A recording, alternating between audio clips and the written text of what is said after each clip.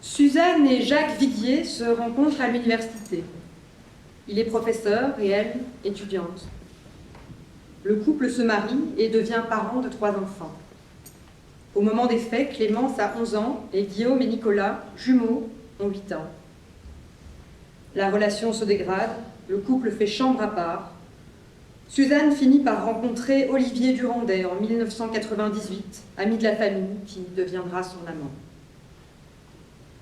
Fin février 2000, Suzanne compte demander le divorce. Nous ne possédons aucune preuve démontrant que Suzanne l'ait annoncé ou non à son mari. Suzanne Viguier, 38 ans, disparaît dans la nuit du 27 février 2000 à Toulouse. Coutumier des absences de Suzanne en cette période de tension dans leur couple, Jacques Viguier attendra 3 jours avant de signaler sa disparition. À défaut de preuves matérielles formelles, à défaut d'aveux, à défaut de mobiles sérieux, à défaut de témoignages précis, à défaut même de corps, les services de police se sont vite persuadés, encouragés en cela par l'amant de Suzanne, que Jacques Viguier avait supprimé son épouse. Le procès de Jacques Viguier s'ouvre devant la cour d'assises de Haute-Garonne en avril 2009. Face à l'absence de preuves, il sera finalement acquitté. Le parquet général décide de faire appel. Un nouveau procès s'ouvre alors, cette fois en 2010. Maître Éric Dupond-Moretti, à la défense, porte la voix de Jacques Viguier. Il sera acquitté définitivement.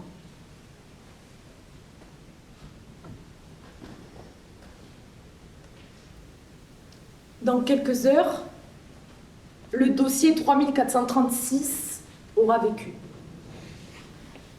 Il sera classé au milieu d'autres dossiers ou brûlé. Le journal de demain pourrira sur l'étagère de l'école de Clémence. Vous aurez la responsabilité de préparer les prochaines assises, et vous repartirez chez vous, et vous aurez scellé le sort d'un homme. Un homme. Comment vous le dire? Je n'aime pas ce procès. Tout d'abord parce que je suis sans doute la dernière voix d'un homme qui a perdu la sienne. Ensuite, et surtout parce que je dois me battre contre l'imagination. Ce dossier, à raison des aveuglements et des carences de l'enquête, est devenu un concours Lépine de l'hypothèse. C'est le matin. Non, l'après-midi. Imaginez, allez-y. On est en décalage complet sur le plan méthodologique. C'est un procès kafkaïen, c'est un procès surréaliste. Alors, la seule question, la seule, existe-t-il dans ce dossier une preuve de culpabilité de Jacques Viguier? Et ce n'est pas à vous d'envisager des hypothèses, ni à moi. Ce travail devait se faire manches retroussées par les services de police. Et si elle était partie? Et si elle était encore vivante? Et si elle n'était pas rentrée? Et que dit la police? Il n'est pas invraisemblable. Il est probable. Je pense encore. Alors le jour où la conviction policière suffira, justice est morte. Et nous irons tous nous coucher. On a joué sur tous les tableaux avec lui. Viguier est intelligent quand il jette le matelas, mais c'est un idiot quand il garde le sac. Il ne fait jamais de jogging, mais il a couru trop vite. Mais évidemment qu'il a compris qu'il n'aurait jamais dû jeter ce matelas. Que la police voyait là la preuve de sa culpabilité. Il a tout de suite compris qu'on ne peut pas s'expliquer qu'on est un être singulier. Mais les psychiatres vous l'ont dit. Le G de ce matelas, c'est un rejet. C'est un geste affectif. Il y a des tas d'affaires de divorce, par exemple, où on a vu des gens s'en prendre à des éléments matériels. Le matelas, mais c'est la voiture du conjoint, ni plus ni moins.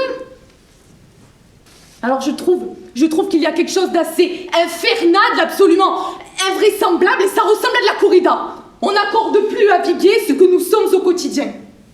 Parce qu'il a franchi le Rubicon. Parce que c'est un assassin. Et c'est la police qui nous l'a dit. Alors voyez, vous avez le choix. Très simple. Entre le commissaire et un vieux républicain comme on les aime. Un républicain qui m'émeut. Un républicain à la pagnole. Un homme à qui l'on vient de dire « Allez voir votre fils pour lui demander de craquer. Parce que s'il ne le fait pas, votre petite fille, Clémence, ça va devenir une pute. Et Guillaume et Nicolas, ils vont se droguer. » Regardez les prévisions de la police. Ça n'a pas ému la hiérarchie, ni le parquet général. Hein. J'ai honte. J'ai honte. Mon maître qui ne m'a pas quitté des yeux une seule seconde de ce procès. Mon maître disait, la justice, c'est une erreur millénaire qui veut que l'on ait attribué à une administration le nom d'une vertu. Alors vous savez, mesdames et messieurs, ma vision de la justice a été totalement transformée le jour où j'ai eu un enfant. Mon petit garçon, mon bébé. Parce qu'à chaque fois que j'ai l'honneur de défendre un homme, je me dis, mais ça pourrait être mon fils. Et est-ce que j'accepterais que mon fils soit traité comme ça? Est-ce que vous accepteriez que votre enfant soit traité ainsi? Comme cet homme n'accepte pas. Il n'accepte tout simplement pas que son fils soit traité ainsi. Alors, mesdames, messieurs les jurés, au cours de ces audiences, je vous ai senti captivés par les écoutes téléphoniques. Notez que le commissaire lui-même n'en a pas eu connaissance, hein. Ni le juge d'instruction, ni la chambre d'instruction, et il a fallu qu'on fourmille plus de 10 ans trop tard, au milieu de centaines d'heures, pour découvrir que Durandet aurait menti durant toutes ces années. Mais non. Alors, je ne suis pas procureur.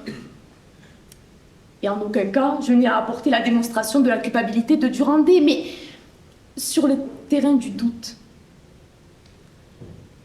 est-il impossible que Durandet soit revenu déposer le sac pour mieux faire accuser Viguier? Alors bien sûr, ce n'est qu'une hypothèse. Hein. Et une autre hypothèse me vient, mais il y en a tant. Nous sommes dimanche. Il est 13h. Il fait beau. Suzanne se réveille. Qu'est-ce qu'on fait quand on se réveille? Bon ben, elle met ses lentilles. Elle prend ses papiers, elle prend ses clés, elle n'oublie pas de prendre son chéquier. Elle fait quelques mètres, et le reste, ben je ne sais pas. Et il ne m'appartient pas à moi de dire quoi que ce soit là-dessus. Ce que je sais et ce que j'affirme, c'est qu'elle peut sortir. Alors, la police nous dit « Circonstances de disparition, dimanche 27 février, entre 10h et 18h. » Entre 10h et 18h. Voilà ce qu'écrit la police. Entre 10h et 18h, elle a pu sortir. Et puis après, elle nous dit « 55 000 personnes disparaissent tous les ans. » Mais décidément, vous exagérez tout, même les chiffres. Et bien sûr que chaque année, il y a des millions de disparitions inexpliquées. Nous sommes d'accord? Alors j'envie les archissures, les pitis judiciaires qui, de rien ne doutent. Mais moi, je ne sais pas.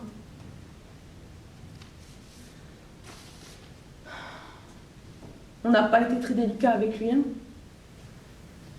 Cet homme paie depuis plus de 10 ans pour un crime, pour lequel une première cour d'assises l'a acquitté.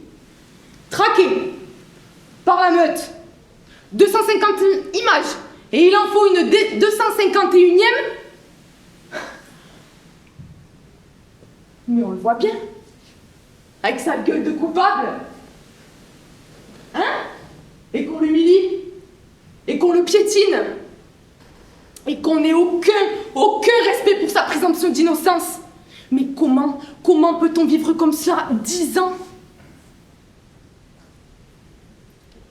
Le regard des voisins, des universitaires, des collègues, la garde à vue, la privation de liberté, le premier procès, les commentaires dégueulasses qui s'en sont suivis, et le second procès. Mais bon sang, mais réponds! Bouge-toi! Défends-toi!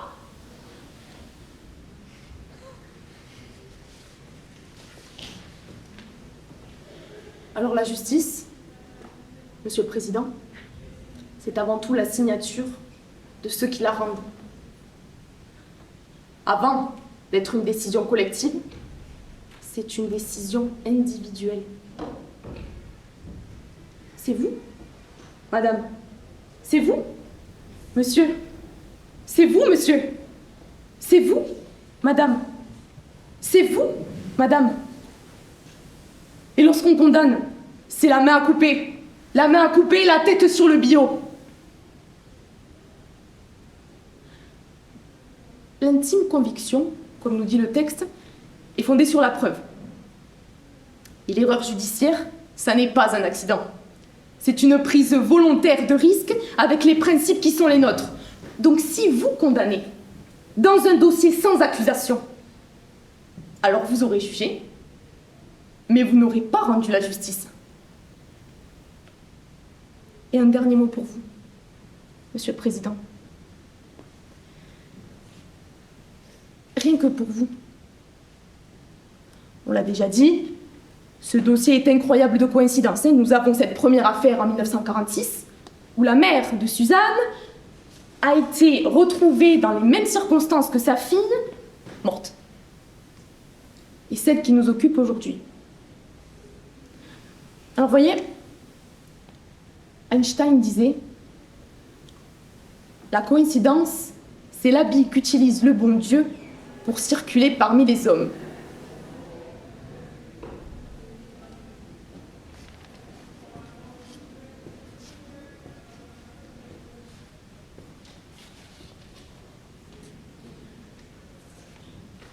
Demain, c'est le 21 mars. Et c'est la Saint-Clémence.